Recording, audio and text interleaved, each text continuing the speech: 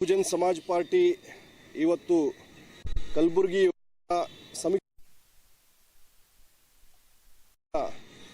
ಸಮಿತಿಯಿಂದ ಕರ್ನಾಟಕ ಮಾನ್ಯ ನಿತಿನ್ ಸಿಂಗ್ ಸಾಹೇಬರು ಮತ್ತು ರಾಜ್ಯಾಧ್ಯಕ್ಷರಾದಂಥ ಎಂ ಕೃಷ್ಣಮೂರ್ತಿ ಆದಂಥ ನಾವಿಬ್ಬರು ಕೂಡ ಇವತ್ತು ಕಲಬುರಗಿನಲ್ಲಿ ಸಮೀಕ್ಷಾ ಬೈಠಕ್ ಮಾಡಲಿಕ್ಕೆ ಬಂದಿದ್ದೇವೆ. ಈ ಸಂದರ್ಭದಲ್ಲಿ ಭಾಳ ಮುಖ್ಯವಾಗಿ ಪಕ್ಷ ಇಡೀ ರಾಜ್ಯಾದ್ಯಂತ ನಾವು ಗಟ್ಟಿಯಾಗಿ ಸಂಘಟನೆ ಮಾಡ್ತಾ ಇದ್ದೇವೆ. ಪ್ರಸ್ತುತ ದಿನಗಳಲ್ಲಿ ಇವತ್ತೇನು ಕರ್ನಾಟಕದಲ್ಲಿ ಮುಖ್ಯಮಂತ್ರಿ ಬದಲಾವಣೆ ಆಗಿದ್ದಾರೆ ಕಾಂಗ್ರೆಸ್ ಸರ್ಕಾರದಲ್ಲಿ, ಇಡೀ ರಾಜ್ಯದ SC/STಗಳು, ಮೈನಾರಿಟಿಗಳು, ಮೋಸ್ಟ್ ಬ್ಯಾಕ್ವರ್ಡ್ ಕ್ಲಾಸಸ್ ಎಕ್ಸ್ಪೆಕ್ಟ್ ಮಾಡಿದ್ದೇನಂತಂದರೆ ಸಿದ್ದರಾಮಯ್ಯನವರು ಮುಖ್ಯಮಂತ್ರಿಯಾಗಿ ಇಳಿದ್ರೆ ಕರ್ನಾಟಕಕ್ಕೆ ಒಬ್ಬ ದಲಿತರು ಮುಖ್ಯಮಂತ್ರಿ ಆಗ್ತಾರೆ, ಒಬ್ಬ ಮುಸ್ಲಿಂ ಉಪಮುಖ್ಯಮಂತ್ರಿ ಆಗ್ತಾರೆ ಅಂತಕ್ಕಂಥ ಒಂದು ಆಶಯವನ್ನು ಇಟ್ಕೊಂಡಿದ್ರು. ಸೊ 2023ರ ವಿಧಾನಸಭಾ ಚುನಾವಣೆ ಮತ್ತು 2024ರ ಲೋಕಸಭಾ ಚುನಾವಣೆಯಲ್ಲಿ ಕರ್ನಾಟಕದ 90% ಮುಸಲ್ಮಾನರು ಮತ್ತು SC/STಗಳು ಕಾಂಗ್ರೆಸ್ಗೆ ವೋಟ್ ಹಾಕಿದರು. ಕಾಂಗ್ರೆಸ್ SC/STಗಳನ್ನು ಮತ್ತು ಮುಸಲ್ಮಾನರುಗಳನ್ನ ಕಳೆದ 79 ವರ್ಷಗಳಿಂದ ವೋಟ್ ಬ್ಯಾಂಕ್ ಮಾಡ್ಕೊಂಡಿದೆಯೇ ಹೊರತು ಅವ್ರಿಗೆ ಯಾವುದೇ ಕಾರಣಕ್ಕೂ ಮುಖ್ಯಮಂತ್ರಿ ಮಾಡೋದಾಗಲಿ ಅಥವಾ ಈ ದೇಶಕ್ಕೆ ಪ್ರೈಮ್ ಮಿನಿಸ್ಟರ್ ಮಾಡೋದಾಗಲಿ ಯಾವ ಕಾರಣಕ್ಕೂ ಸಾಧ್ಯ ಇಲ್ಲ ಅಂತಕ್ಕಂಥದ್ದು ಇತ್ತೀಚಿನ ಬೆಳವಣಿಗೆಗಳಿಂದ ಇವತ್ತು ಪ್ರೂವ್ ಆಗಿದೆ. ಈ ರಾಜ್ಯದ SC/STಗಳು ಮತ್ತು ಮೈನಾರಿಟೀಸ್ ಹಾಗೂ ಮೋಸ್ಟ್ ಬ್ಯಾಕ್ವರ್ಡ್ ಕ್ಲಾಸಸ್ ಅರ್ಥ ಮಾಡ್ಕೋಬೇಕಾಗಿರೋದು ಏನಂತಂದರೆ BJP ಮತ್ತು ಕಾಂಗ್ರೆಸ್ ಎರಡೂ ಕೂಡ SC/ST ಮತ್ತು ಮೈನಾರಿಟಿಗಳ ವಿರೋಧಿಗಳು. ಇವರು SC/ST ಮೈನಾರಿಟಿಗಳ ವೋಟ್ ತಗೊಳ್ತಾರೆ, ಆದರೆ ಯಾವುದೇ ರೀತಿಯಾದಂಥ ಪವರ್ ಆಗಲಿ ಕೊಡೋದಿಲ್ಲ ಅನ್ನೋದಕ್ಕೆ ಇವತ್ತಿನ ಬೆಳವಣಿಗೆಗಳೇ ಸಾಕ್ಷಿ.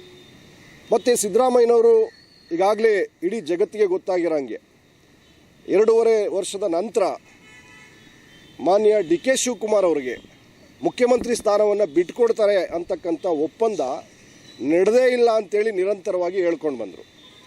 ಮತ್ತು 2.5 ವರ್ಷ ತುಂಬಿದ ಮೇಲೆ ಯಾವತ್ತು DK ಶಿವಕುಮಾರ್ ಪ್ರಬಲವಾಗಿ ಮುಖ್ಯಮಂತ್ರಿ ಆಗಲಿಕ್ಕೆ ಹೊರಟರೋ ಆ ಸಂದರ್ಭದಲ್ಲಿ ದಲಿತರನ್ನು ದಿಕ್ತಪ್ಪಿಸ್ಲಿಕ್ಕೆ SC/STಗಳನ್ನ ದಿಕ್ತಪ್ಪಿಸ್ಲಿಕ್ಕೆ ಮಾನ್ಯ ಡಾಕ್ಟರ್ G. ಪರಮೇಶ್ವರ್ ಅವರ ಹೆಸರನ್ನು ಮುಂಚೂಣಿಗೆ ತಂದರು. ಇದು ಕಾಂಗ್ರೆಸ್ ಪಕ್ಷ ಮತ್ತು ಮಾನ್ಯ ಸಿದ್ದರಾಮಯ್ಯನವರು SC/STಗಳಿಗೆ ಮಾಡಿರ್ತಕ್ಕಂಥ ಭಾಳ ದೊಡ್ಡ ದ್ರೋಹ ಇದು.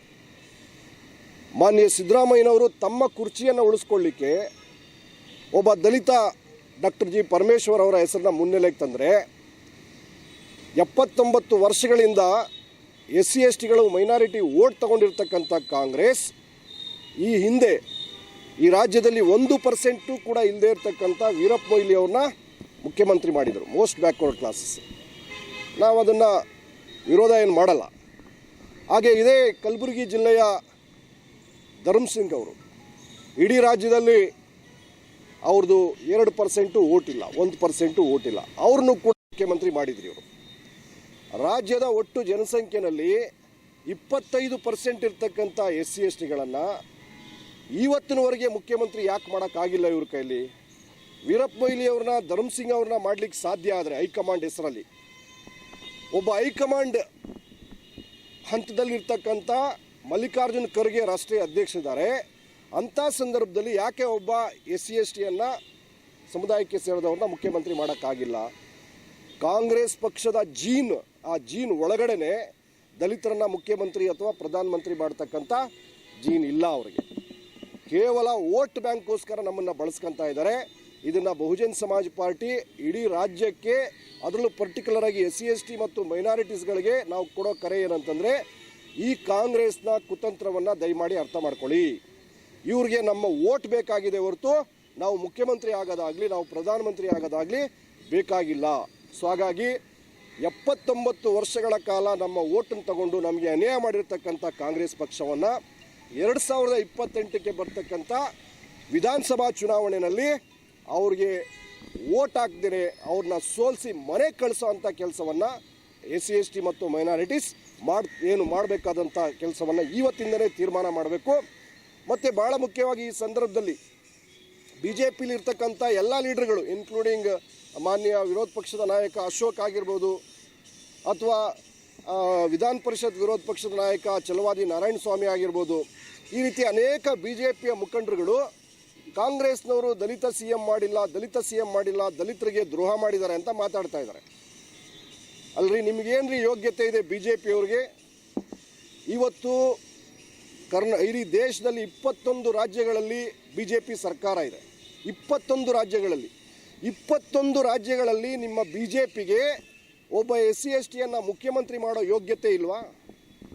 ಅಥವಾ ನಿಮ್ಮ BJP ಒಳಗಡೆ ಮುಖ್ಯಮಂತ್ರಿ ಆಗೋ ಯೋಗ್ಯತೆ ಅರ್ಹತೆ ಇರ್ತಕ್ಕಂಥ ಒಬ್ಬ SC/STನೂ ಇಲ್ವಾ?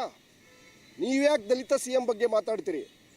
ಬಹುಜನ ಸಮಾಜದ ಪಾಲ್ಗೆ, SC/ST OBC ಮೈನಾರಿಟಿ ಪಾಲ್ಗೆ ಕಾಂಗ್ರೆಸ್ ಮತ್ತು BJP ಎರಡೂ ಕೂಡ ವಿರೋಧಿಗಳೇ, ಎರಡೂ ಕೂಡ ಮನುವಾದಿ ಪಕ್ಷಗಳೇ. ನಮಗೆ ಚೆನ್ನಾಗಿ ಗೊತ್ತಿದೆ, ಕಾಂಗ್ರೆಸ್ ಆಗಲಿ BJP ಆಗಲಿ ಯಾವ ಕಾರಣಕ್ಕೂ ಈ ದೇಶದಲ್ಲಿ ಒಬ್ಬ SC/STಯನ್ನು ಪ್ರೈಮ್ ಮಿನಿಸ್ಟರ್ ಮಾಡೋದಾಗಲಿ, ಈ ರಾಜ್ಯದಲ್ಲಿ ಒಬ್ಬ SC/STಯನ್ನು CM ಮಾಡೋದಾಗಲಿ ಯೋಗ್ಯತೆ ನಿಮಗಿಲ್ಲ.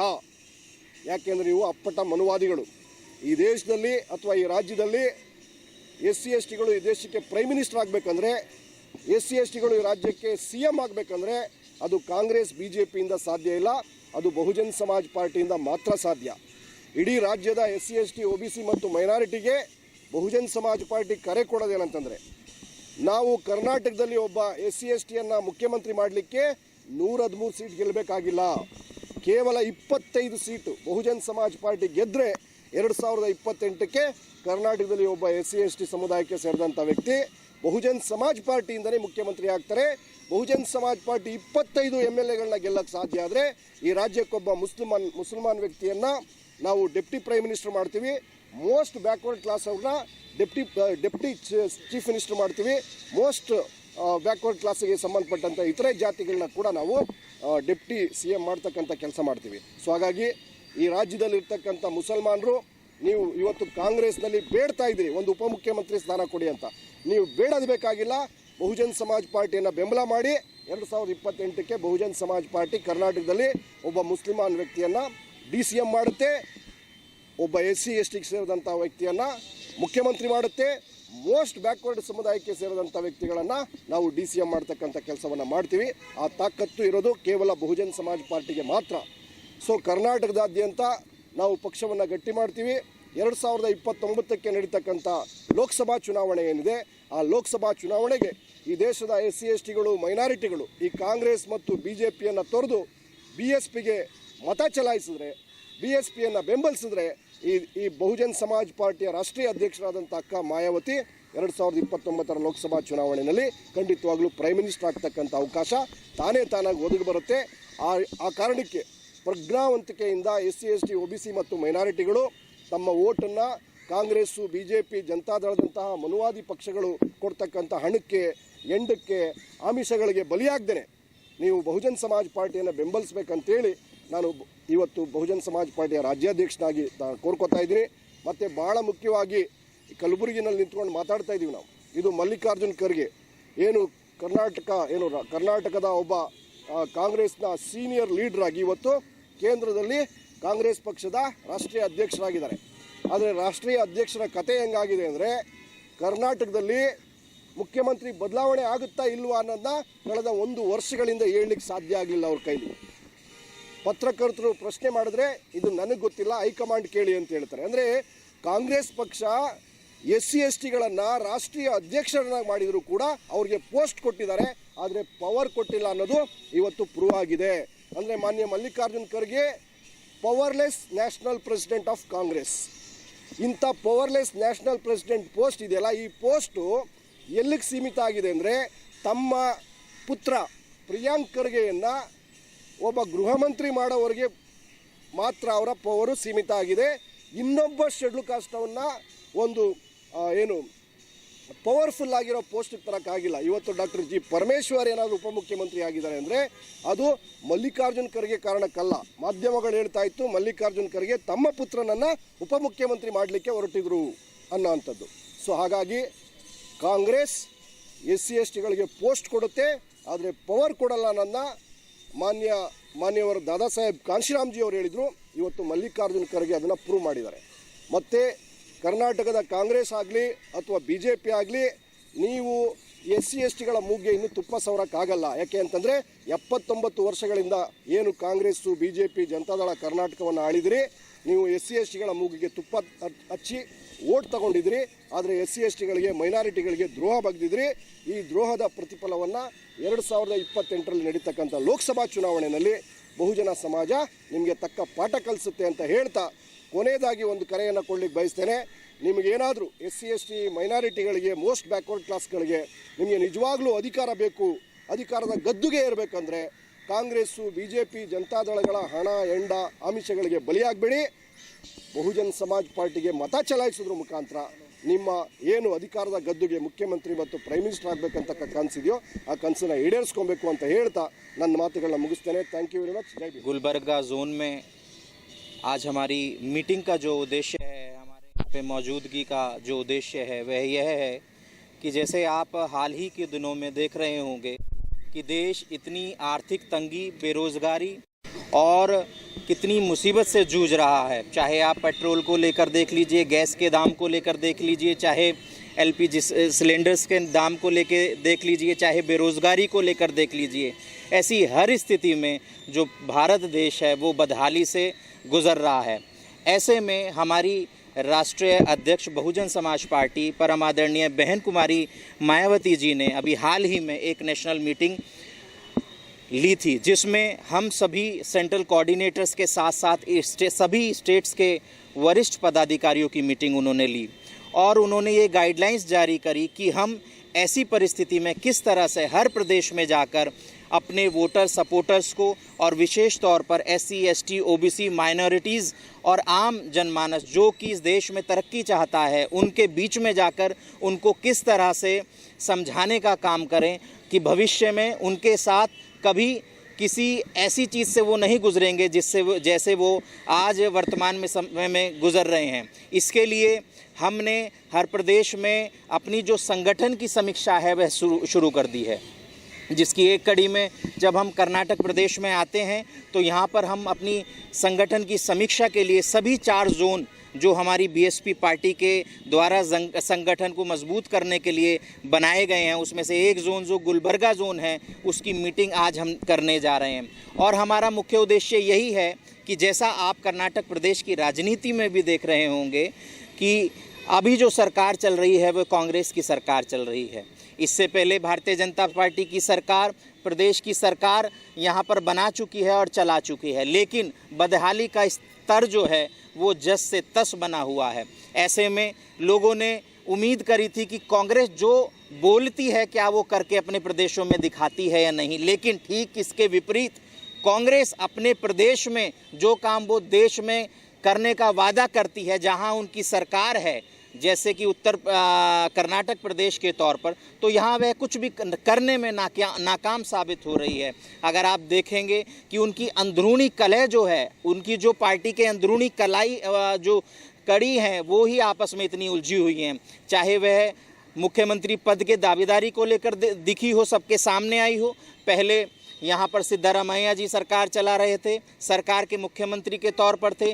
ठीक उनके बाद DK शिव कुमार जी को बड़ी ही जद्दोजहद के बाद लगाया गया और कहीं ना कहीं दलित चेहरे के नाम पर वो जो दिखावा करते हैं खड़गे जी के रूप में, उन्हें फिर दरकिनार करा गया, जैसे कि आप हमेशा से कांग्रेस पार्टी की विचारधारा में और उनके कार्यशैली में आप भेदभाव देखते आए हैं। ऐसे में बहुजन समाज पार्टी की जिम्मेदारी बनती है कि वो अपने वोटर सपोर्टर्स के द्वारा ही अपनी सरकार को बनाने के लिए प्रयासरत हो, जिसके लिए हम आज यहाँ पर आए हैं। और मैं आपके चैनल्स के माध्यम से पूरे प्रदेश और देश में यह बताना चाहता हूँ कि हमारी जो बहुजन समाज पार्टी है वर्तमान में भी 3रे स्तर की राष्ट्रीय पार्टी है। अगर देखेंगे वोट परसेंटेज के तौर पर, तो जब हमारी सरकार उत्तर प्रदेश में रही 7 से 12 के बीच में, तो तमाम ऐसे प्रदेश रहे जिसमें हम सरकार बनाने के आसपास पहुँचे, या हमारे कई विधायक हर जगह से कश्मीर से लेकर कन्याकुमारी तक चुनकर आए। ऐसे में अगर आप देखेंगे 2008 में भी कर्नाटक प्रदेश में हमारा जो वोट ऑफ परसेंटेज रहा वो लगभग 5% के करीब रहा। लेकिन हमारी अब उम्मीद ये है कि जैसा कि 2018 में हमने विधायक भेजा यहाँ से कर्नाटक से चुनकर, हमारी आज अब यह मेहनत शुरू हो गई है कि आने वाला जो सबसे पहले उत्तर प्रदेश का चुनाव है, पंजाब का चुनाव है, उत्तराखंड का चुनाव है, जिसमें पूरे देश को आदरणीय बहन जी से उम्मीद है कि वह इन चुनाव में जीत हासिल करके उत्तर प्रदेश के मुख्यमंत्री की सीट को संभालकर उत्तर प्रदेश का सुधार करें, जिसका प्रभाव देश के आने वाले यूनियन के जो पार्लियामेंट के चुनाव हैं 2029 में, उसमें आप लोगों को देखने को मिलेगा। इसी तौर पर हम कर्नाटक प्रदेश में भी अपने मूवमेंट को, संगठन को मजबूत कर इतना मजबूती दे देंगे कि आने वाले 29 के पार्लियामेंट के चुनाव में यहाँ हमारा वोट परसेंटेज बहुत ज़्यादा बढ़ने की उम्मीद है और यहाँ से कैंडिडेट भी जीत कर जाने की उम्मीद है। इसी के लिए हमारा संगठन को मजबूत करने के लिए आज का प्रयास है और हम यहाँ इकट्ठा हुए हैं। हमारा एजेंडा मेनली सबसे पहले पूरे देश में संगठन को मजबूत करने के माध्यम से जो हमारा सबसे पहले ये है कि हम लोगों के बीच में बुनियादी सुविधाओं और बुनियादी जो ज़रूरतें हैं उस सवाल को लेकर जाएं। जैसा कि आप कांग्रेस और भारतीय जनता पार्टी की राजनीति में देखते होंगे कि वह लोग ऐसे खोखले वादे करते हैं जिसका आम जनमानस से किसी तरह का पैरोकार और लेना देना नहीं होता। लेकिन अगर असली मायनों में ज़रूरत है तो देश के युवाओं को बेरोज़गारी से बचाकर रोज़गार देने की ज़रूरत है। देश में आर्थिक तंगी कम करने की ज़रूरत है। देश में जो भाई से भाई की लड़ाई, हिंदू मुस्लिम की लड़ाई या जातियों की लड़ाई जितनी अराजकता का रूप ले रही है, उसको बचाने की ज़रूरत है। तो मेन जो हमारे मुद्दे हैं जिनको हम लेकर समाज के बीच में जाएंगे, कर्नाटक प्रदेश की जनता के बीच में जाएंगे, हमारे मुद्दे स्वास्थ्य, शिक्षा, रोजगार और सुरक्षा को लेकर प्रबल तरीके से होंगे। मेरा नाम नितिन सिंह और मैं सेंट्रल कोऑर्डिनेटर के तौर पर आदरणीय बहन जी ने मुझे जिम्मेदारी देकर कर्नाटक प्रदेश में भेजा है।